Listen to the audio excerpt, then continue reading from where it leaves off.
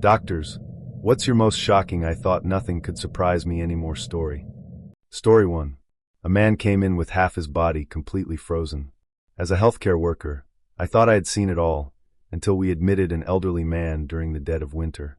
What shocked us wasn't just the condition he arrived in, it was the complete and tragic picture of his suffering. His legs, from the mid-thigh down, were truly frozen, ice blocks, not just frostbite. At the same time, he had numerous deep burns across his torso. We later learned his gas had been shut off during winter, which is technically illegal if the utility knows someone elderly or disabled lives there. He had been trying to stay warm with an incandescent light bulb. Each time he dozed off, the bulb would fall and burn him, waking him up. This cycle repeated until he was severely burned and frostbitten.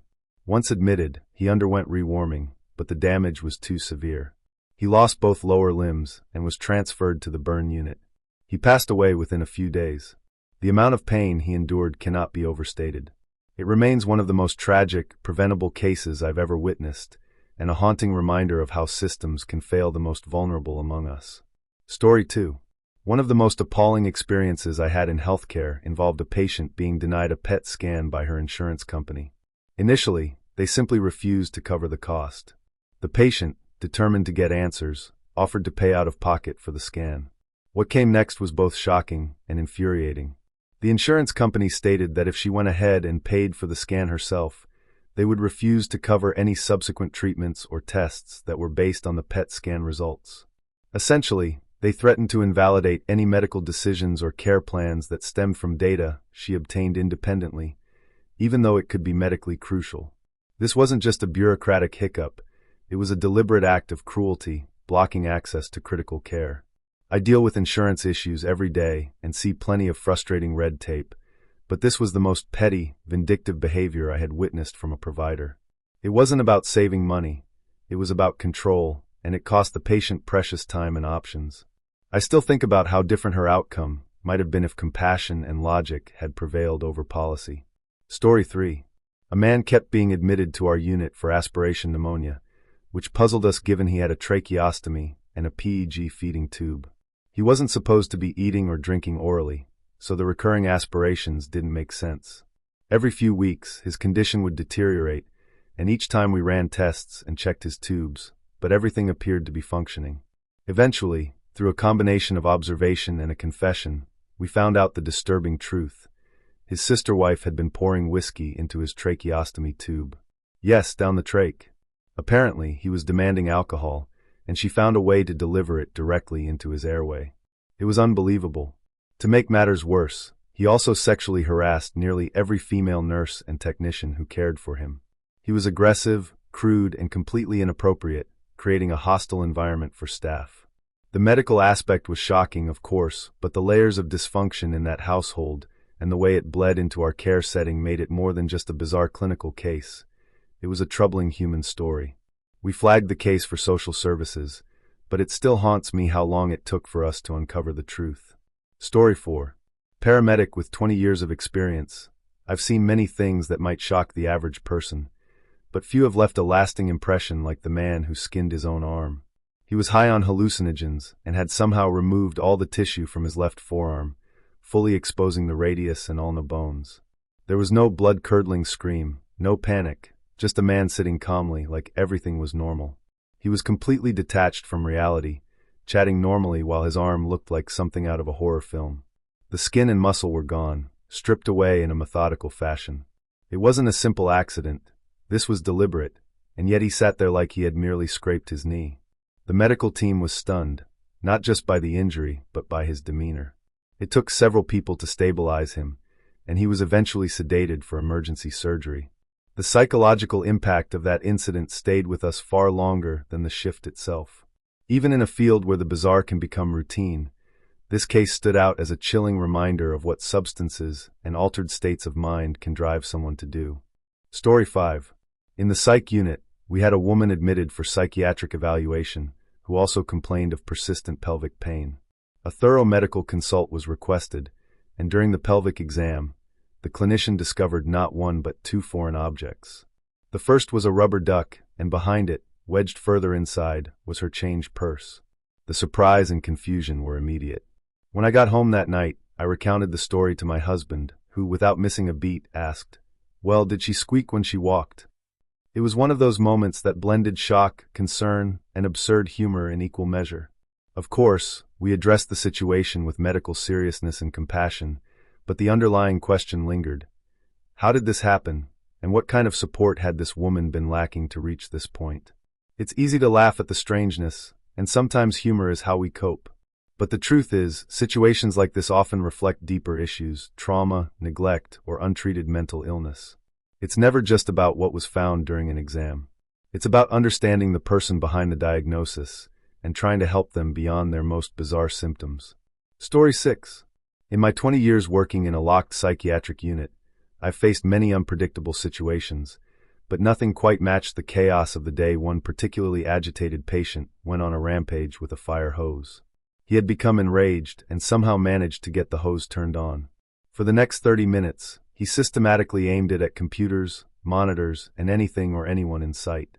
Water sprayed everywhere, and the force of it made hiding under desks the only safe option for many staff members. We were on lockdown, and external help was slow to arrive. The unit flooded, rendering several rooms unusable for days. The patient showed no signs of calming down, and the fear among staff was real. While we are trained in de-escalation and crisis response, this situation exceeded anything we had rehearsed. It was surreal, almost cinematic in its destruction. When help finally arrived, the damage had already been done. It was one of the most intense and bizarre incidents of my career.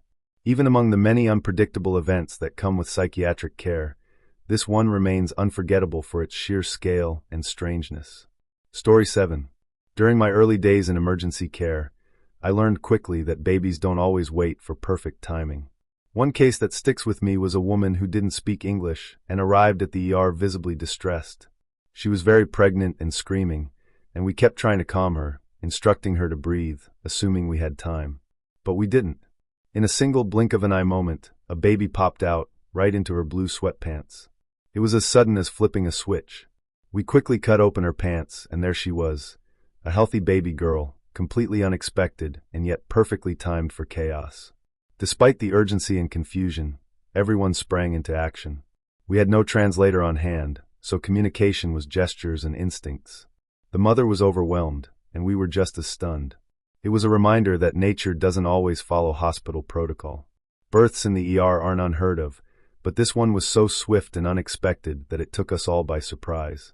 It was a beautiful moment wrapped in chaos, a vivid reminder of how life can emerge in the most unexpected ways, even amid language barriers and frantic seconds. Story 8. As an emergency physician, I've dealt with patients in varying states of distress, but nothing prepared me for the woman who was unknowingly poisoning herself. She was septic, and despite running multiple tests, we couldn't identify the infection source. We admitted her for observation. The next shift, a nurse walked out of her room with a look of disbelief and said, "Doc, I just caught her injecting something into her PICC line." I rushed in and discovered the woman had been injecting a homemade slurry of her own feces directly into her bloodstream. It was horrifying. The line was meant for antibiotics, not self-experimentation. This wasn't an accident or misunderstanding. It was deliberate and incredibly dangerous. The act led to severe sepsis and nearly cost her life. We had to involve psychiatric services immediately. The team was stunned, even those of us with years in emergency medicine. I've seen patients do reckless things before, but this was self-harm on a level that defied logic. It's a disturbing example of how untreated mental illness or desperation can drive someone to do unimaginable harm to themselves. We stabilized her, but I still think about how close she came to dying at her own hand. Story 9. As a psychiatrist, I've worked with many heartbreaking cases, but one child's story haunts me to this day. A 6-year-old boy with behavioral problems had been working with a therapist and recently had a breakthrough. He confessed that he felt unloved and just wanted more affection from his mother. During our next appointment, I gently shared this revelation with her. She sat next to him, barely looked up from her phone, and said, "Okay." Then she went right back to scrolling. The boy looked at her, hoping for some response, but there was none. It broke my heart into a million pieces. I've worked with people diagnosed with psychopathy, sociopathy, and various mental illnesses, but nothing quite prepared me for the chill of a parent ignoring a child's plea for love. especially when it was laid bare so vulnerably. That moment wasn't just sad, it was formative. It reminded me how emotional neglect, especially in early childhood, can shape a person's entire future. This wasn't a dramatic case with violence or chaos. It was far worse in its quiet devastation. Love withheld is as damaging as abuse given. That boy wasn't just seeking attention. He was begging for connection. Story 10. Years ago, we admitted a man who had been found unresponsive in a dirt pile. He was believed to be homeless and had an unknown amount of downtime before someone found him. He kept complaining about ear pain. At first, we assumed it might be an ear infection or some debris. But as we examined him, we discovered live maggots crawling inside his ears.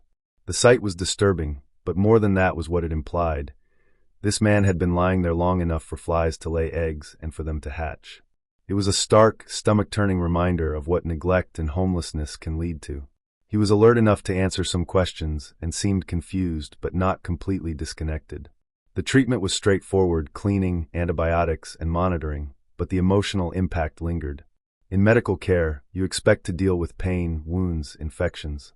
But nothing quite prepares you for witnessing the physical evidence of someone being left uncared for so long.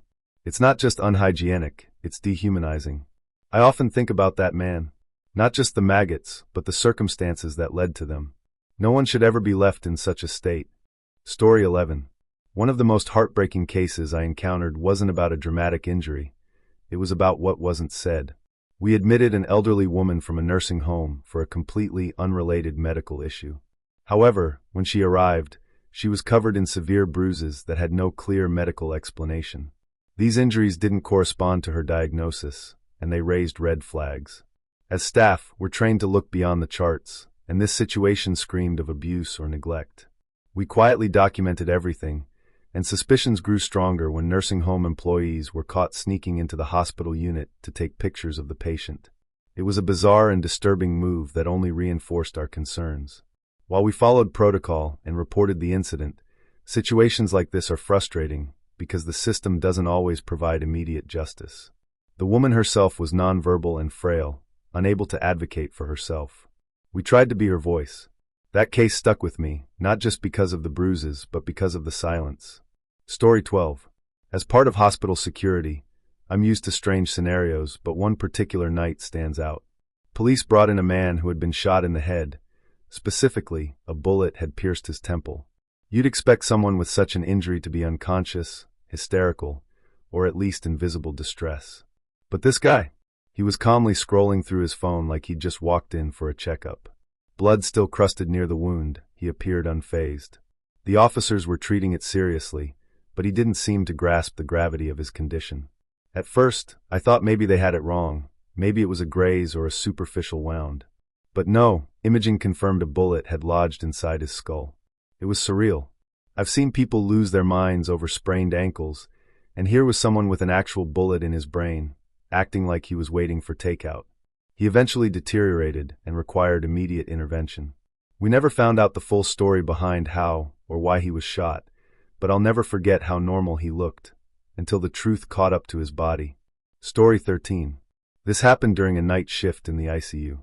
A woman had been admitted with a bowel obstruction and was scheduled for surgery. She'd been uncomfortable but stable, monitored closely for any serious changes. In the middle of the night, alarms went off and we raced across the unit toward her bed. Before we could even reach her, she had climbed out of bed and squatted in the room. Right there, she passed the largest, most horrifying mass of feces any of us had ever seen. It was massive, almost otherworldly, and the smell was indescribable. Yet after she was done, she straightened up and calmly said, "I feel better." And she did look better. Her vital signs stabilized, her pain levels dropped, and the scheduled surgery was canceled. The doctors quickly performed a rectal repair instead, but the emergency had passed. It sounds almost comical now, but at the time, it was chaos mixed with disbelief. We had expected a surgical emergency, and instead witnessed a spontaneous, grotesque resolution. Story 14. Psychiatric care can bring you face to face with some of the most extreme human suffering, and one patient remains etched in my memory. He was a severely psychotic man who, in a state of complete delusion, shoved both of his hands inside his body and then smeared feces into his own eyes.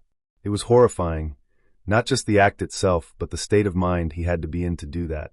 There was no reasoning, no awareness of pain or consequences. He was completely lost in his own mind.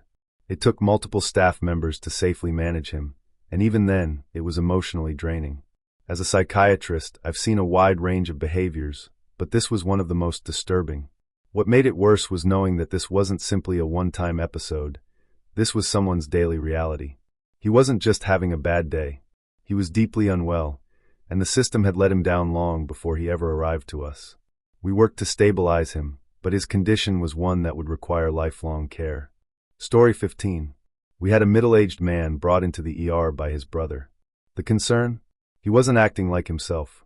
He was just sitting in his recliner, watching TV, barely talking or interacting with anyone. He could walk, he could respond, but something was off. At first glance, it seemed like a mental health or neurological issue. But when the CT scans came back, the radiologist gave a chilling explanation. He's got a bullet inside him. None of us expected that. Somehow, he had been shot, likely by a stray bullet, and didn't even know it. There was no external bleeding, no clear entry wound visible. The bullet had entered cleanly and lodged deep inside him. Unfortunately, the delay in discovering it meant there was little we could do. His condition worsened quickly, and he passed shortly after the diagnosis. It still baffles me how he was able to function at all. Story 16. I was off duty, enjoying a vacation drive with another paramedic friend, when we saw a terrible accident unfold in the distance. We were in a funnel of traffic, no emergency services on scene yet. So we pulled over and jumped in to help. As soon as I opened my door, the smell hit me, diesel exhaust and something else. A smell I'll never forget. It was the smell of internal organs. A pickup truck had blown a tire at 80 miles per hour, crashed into oncoming lanes, and collided with an 18-wheeler. The force of impact drove the family car they hit underneath the semi's cab. The car was unrecognizable. 5 people died. We helped triage survivors, transported the truck driver by air, and assisted with the wreckage before stepping back. Hours later, as we were about to leave, the victims' relatives arrived. They had driven past earlier without recognizing the crushed vehicle as their families.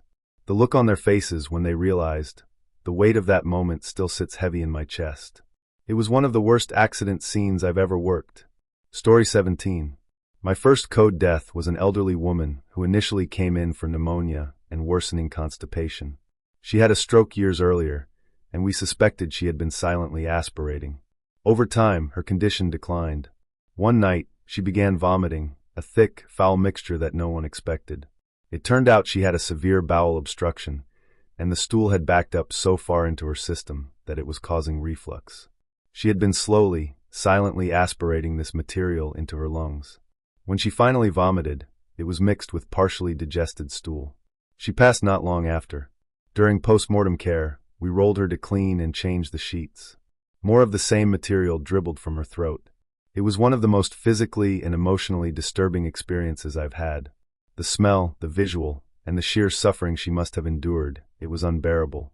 You prepare for a lot in medicine, but there are cases like this that gut punch you in ways you don't expect. It wasn't just a clinical loss. Story 18. One winter morning, we received a call about a man covered head to toe in what looked like splinters. But these weren't tiny slivers, they were large, jagged pieces of wood embedded deeply in his skin, running up and down his body. It looked like a scene from a horror film. The man was dazed but conscious, and when we asked what happened, he said he had been walking to work when he heard a loud cracking noise, almost like a gunshot. Then pain. Apparently, it had gotten so cold that the sap inside a nearby tree froze and expanded, causing the tree to literally explode. He had been walking past at the exact wrong moment. The force sent wooden shrapnel flying everywhere, impaling him. We rushed him to the hospital, where it took hours to remove all the fragments. It was one of the strangest injuries I'd ever seen, nature behaving like a weapon. He was lucky to be alive. The randomness of it all stuck with me. Story 19. In our ICU, we had 2 patients admitted under very different circumstances, but their stories were intimately connected. One was a woman who had been attacked by her ex-boyfriend. He tried to force her to drink bleach. She survived, barely, and was stabilized. The second patient? The ex-boyfriend himself. After the attack, he attempted to consume the rest of the bleach in a failed attempt to end his life. Both were placed in ICU rooms just doors apart. I won't lie, There was a small, bitter satisfaction in seeing how much worse off he was than she. He had done something monstrous, and now he was the one fighting for life, with burns down his throat and permanent damage. The woman, though severely injured, was resilient. She had family visit her, and staff rallied around her. He had no visitors, no support, just the consequences of his actions. It was one of those rare moments where justice felt immediate, even if not legal. Story 20. She was an elderly woman, extremely frail and incontinent. Her family, overwhelmed and possibly uncaring, decided to clean her by placing her in an empty bathtub, naked, alone. But then they left her there. For days. When she finally arrived at the hospital, she was emaciated, dehydrated, and covered in open sores. The damage to her skin was severe, painful, infected, and clearly the result of prolonged neglect. She couldn't speak but moaned in pain when moved. We did everything we could to make her comfortable, but her body was failing. She passed 2 days later. We called the police, hopeful for accountability, but nothing came of it. Her husband, who was supposed to be her caretaker, was deemed too old to be held responsible. The injustice of it all was overwhelming. This wasn't just medical neglect, it was human cruelty hidden behind excuses and age. I've seen many patients pass peacefully, surrounded by care. This wasn't that. This was a woman discarded like she didn't matter. And while the law may have let her family walk away, we in the hospital didn't forget. Story 21. Late one night, a man in his 40s came into the ER walking carefully and looking extremely uncomfortable. He quietly admitted that he had inserted a travel-sized deodorant canister into his, lower region, and now it was stuck. It was meant to be a bit of solo exploration gone adventurous, but things took a wrong turn when the can flipped inside and wouldn't come out. An X-ray confirmed it was lodged cap first. We tried everything: gloves, lubricant, positioning, but nothing worked. Eventually, surgery was called in. With sedation and care, the item was safely removed. As we wheeled him to recovery, he sheepishly asked, "Do you think I can keep it, as a reminder?" We didn't answer, but we did share a look. A week later, a thank you card arrived from him with a cartoon of a can and the words, "Freshness should come with a warning label." It was one of those rare cases where humor, humility, and medicine all collided. No judgment, just another reminder that curiosity, while natural, sometimes needs a little caution. Story 22. A young couple in their 20s came in one evening, visibly embarrassed but clearly in distress. The man was clutching a towel to his lap, walking with small, cautious steps. After a bit of encouragement, they explained they had been experimenting with intimacy and decided to use zip ties, not around wrists, but around more delicate areas. Unfortunately, when things got too tight, they realized they didn't have scissors handy. By the time they reached the ER, the color was fading in places it definitely shouldn't. We tried cutters, shears, and ice packs, but the situation required bolt cutters from the orthopedic department. With precision and a lot of tension in the room, we freed him. Color returned, circulation resumed, and so did his sense of humor. "We're sticking to scarves from now on," he said. We smiled and handed them a discharge sheet and a gentle reminder. When trying something new, safety should come first. It ended well, but it could have gone very differently. The lesson? Use tools that come with instructions, or maybe just try a board game next time. Story 23. A man in his early 30s walked into the ER, one leg bandaged and bleeding lightly. He claimed to have slipped while cleaning, but something about his tone made us skeptical. With a little patience, he finally admitted the real story. He had used a vacuum cleaner in a way it was never meant to be used. He'd heard about it online and decided to try it. Unfortunately, the suction pulled too hard, and when he panicked and pulled away, the plastic edge cut into his thigh. We cleaned and stitched the wound, and he left with a bit more humility than when he arrived. The nurse gave him a pamphlet on responsible self-care and said, "Maybe just stick to a book next time." He laughed, albeit nervously. It wasn't the worst injury we'd seen that week, but it was certainly one of the most avoidable. Curiosity's natural, but machinery with sharp edges and spinning parts should never be part of that equation. He left with a bandage, and hopefully a new appreciation for common sense. Story 24. A man in his mid-50s shuffled into the ER with a sweatshirt awkwardly draped over his lap. He whispered that he had a metal ring stuck around his private area, and that it had been there for hours. Trying to be discreet, he had used a plumbing ring from a home improvement store as a gift to himself. At first, it fit fine, but swelling made it impossible to remove. We tried lubricant, ice, and elevation, but nothing worked. Eventually, the orthopedic team brought in a handheld saw used for casts, and with a lot of caution, we cut the ring off. No tissue damage, thankfully, but he was lucky.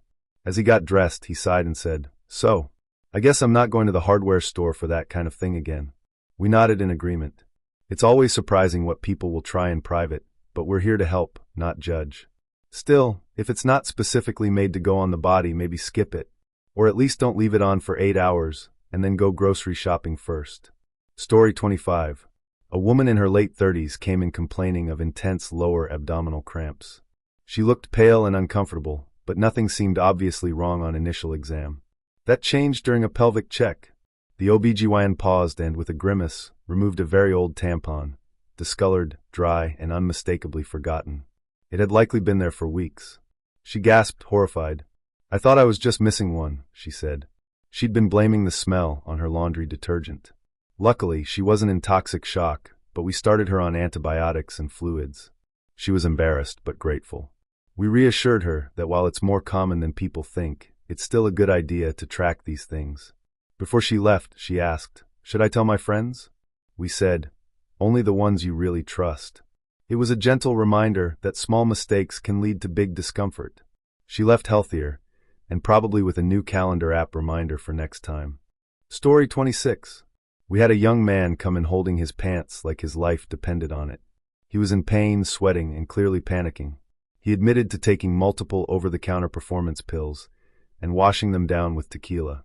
Now, several hours later, he had an extremely painful, persistent problem in his lower half. We diagnosed him with priapism, a condition where blood gets trapped and won't circulate properly. It needed immediate intervention. The treatment? A needle. Into the area. When we explained the procedure, his face lost all color. But there was no time to hesitate.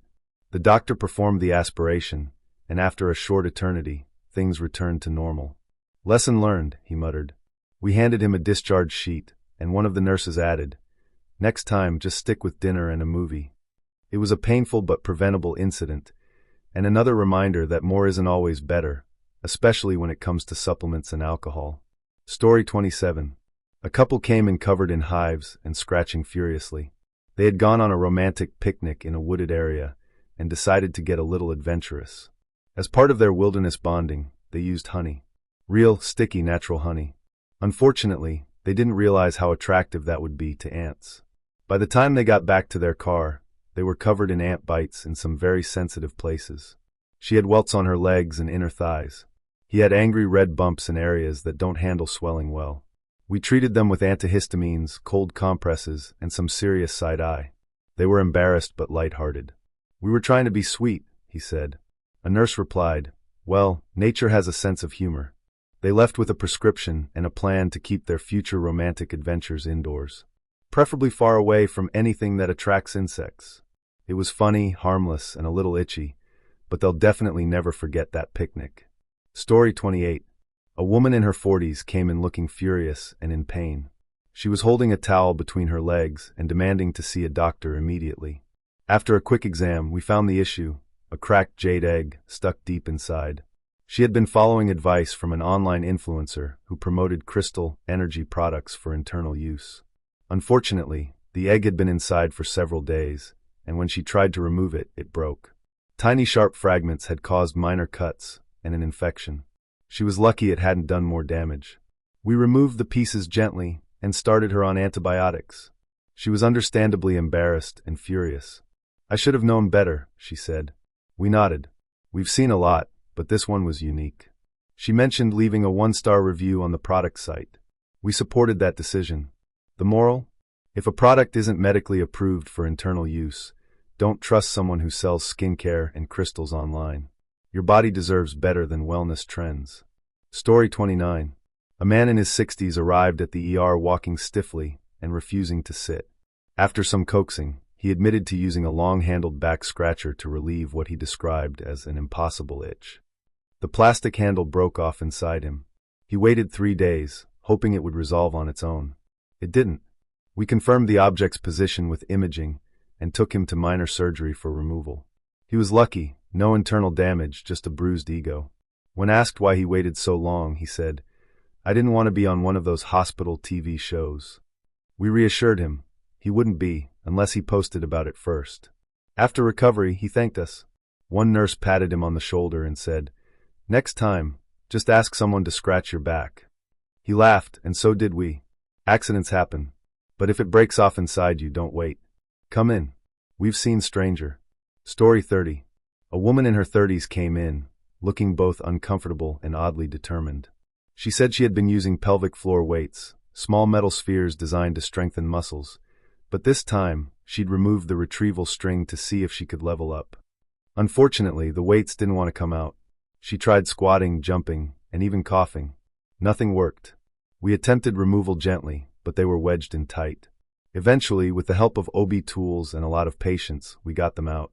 She looked relieved, then disappointed. "I was so close to a personal record," she said with a grin. We advised her to use the string next time. She laughed and said, "Fine, I'll read the instructions." We handed her a pamphlet and a high five. It was one of those light-hearted moments that reminds you, people are curious, strong-willed, and occasionally stuck. Literally. Story 31. We had a man come in around 3 a.m. with a very odd complaint. "I lost something important inside." Naturally, this piqued our curiosity. He finally confessed he had been experimenting with hands-free fun and had used a vibrating toy with a remote control. Unfortunately, the remote died mid-use, and the toy didn't. Worse, it had no retrieval cord. He thought he could push it out. He was wrong. We did an X-ray, and there it was proudly glowing, figuratively speaking, in his lower abdomen. He was mortified. We sedated him, used some gentle tools, and successfully extracted it, still vibrating. The nurse clicked it off with the remote, which had mysteriously come back to life. "Figures it works now," the patient muttered. We gave him some aftercare instructions and a brochure on safe practices. Before he left, he asked, "So, do I still get to keep it?" We said, "Only if it signs a lease." It was a classic case of curiosity meeting poor planning. Nothing permanently damaged, except maybe his dignity. But to his credit, he laughed it off and said, "Next time, I'll read the manual first." Stethoscope Story 32. A man in his early 50s came in with a complaint that made everyone in triage pause. "I think I broke my backside." Upon further questioning, he explained that he had been on a date that went better than expected. He and his partner decided to try out a new swing they'd recently installed. Yes, that kind of swing. The problem? It wasn't installed correctly. Just as things got moving, the ceiling anchor gave way, and he slammed down hard, tailbone first, onto a wooden coffee table. X-rays showed a fractured coccyx and some bruised pride. While explaining what happened, he kept saying, "It was supposed to be romantic."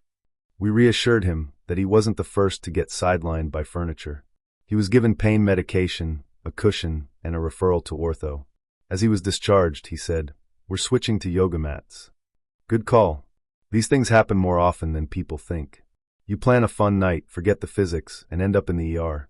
The takeaway: if you're going to install anything involving suspension, read the instructions or call a professional. Story 33. A young man came in late one night with an odd request. "I need you to remove something from my ear." We figured it was a bug, a bead, maybe a headphone tip. But after a brief look, the doctor backed up and said, "You said what's in your ear?" Turns out, he had inserted a gummy bear. Not just any gummy bear, a whole handful, one at a time, because it felt squishy and relaxing. He was attempting some kind of DIY ear massage. Over half had melted. The rest had hardened. The result? A sticky, sugary, semi-solid mess fused to his ear canal. He genuinely thought it would help his tension headaches. It didn't. We spent nearly an hour irrigating, softening, and extracting gummy residue. Afterward, he looked embarrassed but thankful. "I guess I should have just taken a nap," he said. We agreed. The human body wasn't made for candy storage. He went home with a clean ear canal and a warning. If it belongs in a lunchbox, it probably doesn't belong in your ear. At least not without a wrapper. Story 34. We once had a woman come in with severe lower back pain. She limped into the ER holding her side and said, "I think I pulled something during Pilates." That didn't raise any red flags until imaging revealed a small, dense object lodged deep in her gluteal region. When questioned gently, she admitted she had been using a small household massager, one that wasn't meant for that area. It had no base or string. She lost grip, and it disappeared. She panicked and tried to get it out with kitchen tongs, which only made it worse. At that point, she gave up and came to us. We took her to minor surgery and removed the item. No permanent damage, just bruising and embarrassment. Before she left, she said, "I just wanted to relax, and now I owe $400. We couldn't argue with that. It's a common mistake, using objects not designed for the body. We always advise, if it doesn't have a flared base or retrieval option, don't insert it." She nodded, thanked us, and said, "From now on, I'm sticking to candles, and I mean scented ones." Story 35. One evening, a man came into the ER carrying a gym bag and wincing as he sat down. He was wearing loose shorts and had a pained look on his face. When asked what happened, he said he had been trying to set a new personal record. Initially, we thought it was a pulled muscle, but when we examined him, we discovered his situation was much more delicate. He had attempted to lift a heavy barbell while naked in his home gym. Yes, naked, and during the lift, the bar slipped. It landed squarely on his groin. He had significant swelling, bruising, and one testicle had doubled in size. We performed an ultrasound to rule out torsion or rupture, and thankfully found no internal bleeding. Ice pain relief and a lot of rest were prescribed. As he left, he said, "Lesson learned, workout clothes exist for a reason." We agreed. It was a reminder that home workouts are great, but maybe keep the shorts on. Nobody wants to explain a barbell injury to their urologist. Story 36. A college student walked into the ER looking miserable. He was hunched over, holding his stomach and sweating profusely. He insisted he hadn't eaten anything strange, just a few gummy vitamins. After some questioning, he admitted he had misunderstood the label and thought the daily dose was one handful, not one gummy. He had eaten an entire bottle, about 60 multivitamin gummies, in one sitting because they tasted good. Blood work revealed elevated levels of several fat-soluble vitamins, especially vitamin A, which can cause nausea, dizziness, and liver strain in excess. We gave him fluids, monitored him for a few hours, and fortunately, he didn't need further treatment. As he left, we handed him a nutrition pamphlet. "So not candy?" he asked. "Not candy," we confirmed. He nodded solemnly. In his defense, they do look and taste like treats. But it was a good reminder. Just because something tastes sweet doesn't mean it's safe in bulk. His liver forgave him, eventually. But I bet he'll never snack on vitamins again. Story 37. A man in his late 20s came in, red-faced and limping. He wouldn't say what was wrong until we got him behind a curtain. Then he whispered, "I think I bruised my tail." He had been trying to impress his date with what he called bedroom acrobatics. Long story short, he attempted a backflip off the dresser onto the bed. He missed, landed hard on the floor, tailbone first. X-rays showed a nasty coccyx bruise and mild compression in his lower spine. Painful but not surgical. We gave him medication, a donut cushion, and a week off work. He kept saying, "It was supposed to be romantic." We nodded sympathetically. "Maybe next time, start with dinner and work up to gymnastics." He laughed through the pain. These things happen more than people think. Big plans, big gestures, and gravity ruins everything. The good news? He recovered just fine. The bad news? His date saw the whole fall and never texted back. Some lessons hurt more than others. Story 38. We once had an older gentleman come in with what he called a minor situation. He had been trying to tidy up down there and used hair removal cream, meant for legs. He didn't read the label carefully and slathered it generously across very sensitive areas. Within minutes, the burning started. He panicked, jumped in the shower, but it was too late. By the time he arrived, he was red, raw, and extremely uncomfortable. We treated the chemical burn with cool compresses, topical ointment, and some very gentle care. As we worked, he winced and muttered, "It said silky smooth, I didn't think it meant scorched." We advised against using any creams not specifically designed for sensitive skin. He nodded quickly. Before he left, he asked, "Will it grow back the same?" We told him probably, but he might want to skip the beach for a few weeks. He left with a new respect for reading instructions and a very cautious walk. Let that be a lesson to all. When it comes to grooming, be careful what you trust from the clearance aisle. Story 39. A woman in her 60s came in with sudden dizziness and nausea. At first, we suspected a stroke or inner ear issue. But when we checked her blood pressure, it was dangerously low. Her son mentioned she had taken something to help her sleep. Turns out, she had accidentally taken a full tablet of her husband's prescription, a strong medication used for certain neurological conditions. She thought it was melatonin. It wasn't. She'd been confused by the similar-looking bottles. After 4 fluids and monitoring, she stabilized. We educated the family on labeling and separating medications. She was embarrassed but grateful. "I just wanted a nap," she said. We smiled and handed her a pill organizer. It was a simple mistake with serious consequences. These cases are more common than people think, especially among older adults or those juggling multiple prescriptions. She recovered fully, but I'm sure every bottle in that house now has a bold label and a new home. Sometimes the scariest symptoms come from the simplest mix-ups. Story 40. A teen boy came into pediatrics, escorted by his mom, walking strangely and refusing to sit down. After a bit of privacy, he admitted he had used a decorative candle. As an experiment, it got stuck. He tried to remove it with a coat hanger, which only made things worse. His mom had no idea what happened. He just said he fell on something. Imaging confirmed it. A small, conical wax candle lodged in his lower digestive tract. We took him to minor surgery and removed it safely. No serious damage, but plenty of embarrassment. Afterward, he asked if we would tell his mom. With a straight face, the attending said, "We'll say you fell. Just maybe not on another candle." He nodded, mortified. These cases are delicate, no pun intended. We treat with care, privacy, and a bit of humor. And while it's easy to judge, everyone makes mistakes. Some just happen to involve home decor. He left walking normally, and hopefully learned a valuable lesson. If something isn't made for internal use, don't use it that way. Story 41. He limped through the ER entrance just after midnight with a gait that screamed, "I did something I regret." I brought him to triage, and when I asked what happened, he leaned in and whispered, "I think I pulled something personal." That's always a sign things are about to get interesting. After some careful questioning, he admitted he'd been living out a cowboy fantasy with his partner. There was a saddle attached to a dining chair and a ceiling rope rigged for dramatic mounting. Unfortunately, the ceiling hook gave out mid-performance, and he landed tailbone first on a wooden stirrup. The fall knocked the wind out of him and sent him straight to us. X-rays confirmed a sprain and bruising, nothing broken, just deeply bruised pride. While prepping his discharge papers, he muttered, "I think next time I'll just role-play as a ranch hand." We gave him a soft cushion and a subtle thumbs up. Honestly, we've treated worse. At least he had the confidence to own up to it. The moral? Test your equipment before you try to ride it. Story 42. She came in clutching a towel to her chest, clearly in pain and trying to avoid eye contact. "It burns," she said. I brought her back and gently asked what caused the injury. She seemed torn between laughing and crying. Eventually, she admitted she had tried a nipple waxing treatment she found on social media. But instead of proper wax, she melted a scented candle. The wax cooled too fast and stuck tight. When she tried to peel it off, the skin came with it.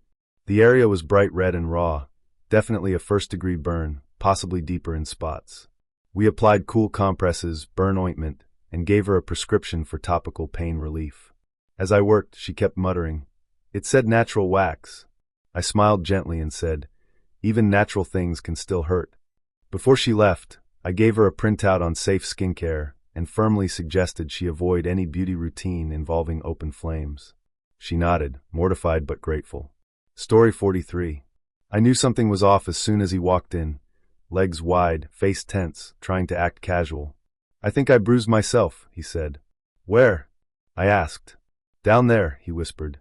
Turns out he'd taken a massage gun, yes, one of those high-powered, percussion-style ones, and decided to experiment with it in a very private area. The result? A direct hit to the most sensitive part of his anatomy. He lost control of the device, and it gave him a few solid thumps before he could shut it off.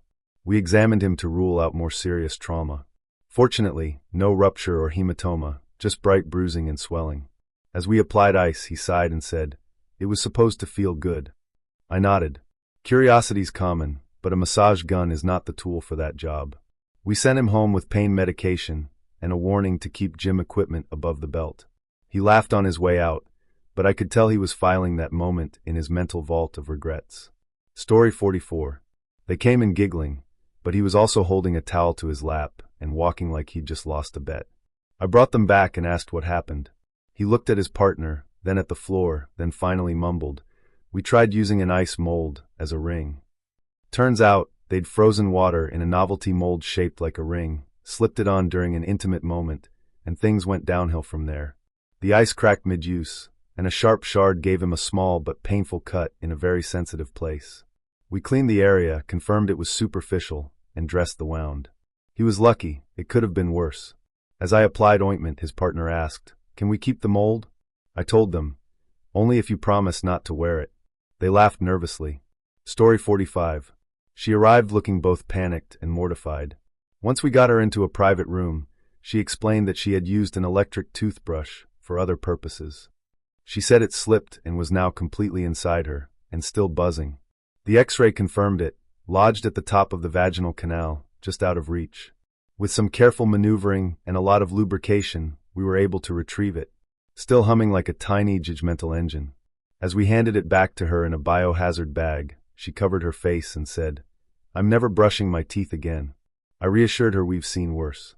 Honestly, this wasn't the first time a hygiene product went rogue. After checking for trauma, none thankfully, we discharged her with care instructions and a suggestion to invest in safer alternatives. Before she left, she asked if she should throw it away.